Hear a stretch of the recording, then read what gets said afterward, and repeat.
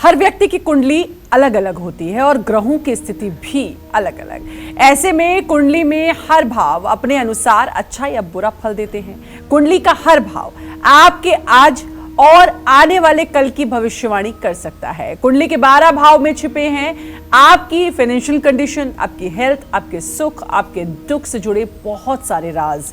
तो कहीं मत जाइए और अपनी कुंडली खोलकर जरूर बैठ जाइए, क्योंकि जानेंगे आज अपना फ्यूचर, जानेंगे हर भाव के बारे में।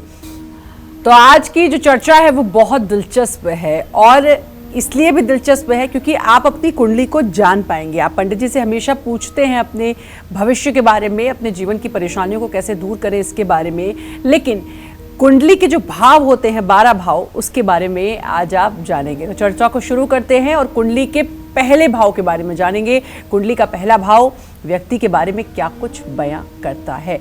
पंडित जी आपके साथ रहकर इतना तो पता चल गया, पहला भाव यानी कि लग्न क्या कुछ बयां करता है, लग्न कितना जरूरी है, लग्न में कौन सा नंबर है, या फिर लग्न से कैसे किसी व्यक्ति के बारे में जाना जा सकता है। देखो श्रद्धा, ज्योतिष शास्त्र में मानव जीवन को अध्ययन करने के लिए 12 विभागों में बांटा गया, और ये 12 विभाग जो है तन धन सहज सुख सुतरी पूजाया मृत्यु धर्म कर्म आय व्यय, इन 12 नामों से ये प्रसिद्धि है इनकी, जिसमें पहले भाव के बारे में आपने बात किया है। तो पहले भाव को कहते हैं तनु भाव। तनु भाव माने शरीर का भाव। तो तनु भाव, कुंडली के पहले भाव का जो वैदिक नाम है वो तनु भाव है। आप फिर से जानिए, कुंडली के पहले भाव का संबंध अपने आप से, पूर्वज और रिश्तेदारों से। कुंडली के पहले भाव का शरीर के अंगों से संबंध है।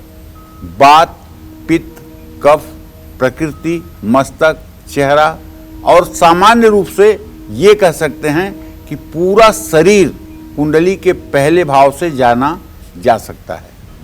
रंग कैसा होगा, लंबाई कितनी होगी, आत्मविश्वास कैसा होगा, सुख दुख कैसा होगा, कैरेक्टर कैसा होगा, पत्नी कैसी होगी, यश अपयश कैसा होगा, रूप रंग कैसा होगा, अहंकार होगा कि विनम्रता होगी, आकृति कैसी होगी, ज्ञान और बल कैसा होगा, मस्तिष्क कैसा होगा, विवेकशील, गौरव, विनम्रता, ये सब स्वभाव कैसे होंगे। और ये सारी बातों को जानने के लिए आपको तनु भाव का अध्ययन करना होता है, अर्थात प्रथम भाव का अध्ययन करना होता है। यह भाव उस व्यक्ति का प्रतिनिधित्व करता है जो हम बन रहे हैं और बनेंगे। तो तनु भाव का स्वामी तनु भाव को देखे, या तनु भाव में शुभ ग्रहों की स्थिति हो और उसमें पापग्रह ना देखें, तो मनुष्य का शरीर, आचरण, रंग रूप, लंबाई, निरोगी काया सब कुछ मिलती है।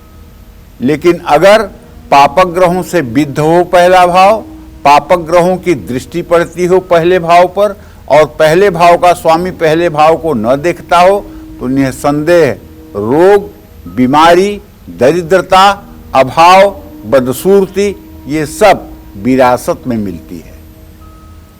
कहने का मतलब यह है कि अगर आपकी जन्म कुंडली में भी प्रथम भाव दूषित हो, तो आपको चाहिए कि प्रथम भाव का जो स्वामी है उसके मंत्रों का आपको शास्त्र सम्मत जो वर्णन किया गया है उतना जप करें। जैसे सूर्य के लिए 7000 मंत्र का वैदिक जप करना चाहिए, चंद्रमा के लिए 10,000 वैदिक मंत्रों का जप करना चाहिए, मंगल के लिए 10,000 वैदिक मंत्रों का जप करना चाहिए, बुध के लिए 9,000 वैदिक मंत्रों का जप करना चाहिए, बृहस्पति के लिए 16,000 वैदिक मंत्रों का जप करना चाहिए, शुक्र के लिए 18,000 वैदिक मंत्रों का जप करना चाहिए, और शनि के लिए 19,000 वैदिक मंत्रों का जप करना चाहिए, राहु केतु के लिए 18,000 और 17,000 वैदिक मंत्रों का जप करना चाहिए। ये वैदिक मंत्रों का जप करने पर और उस ग्रह से संबंधित जो औषधियां हैं और उस ग्रह से संबंधित जो समिधा है उसका घी के साथ हवन करने से वह ग्रह शांत हो जाता है, कुपित नहीं होता है और जीवन में अशुभ की जगह पे शुभ फल की प्राप्ति होना शुरू हो जाती है। जय मां विंध्यवासिनी।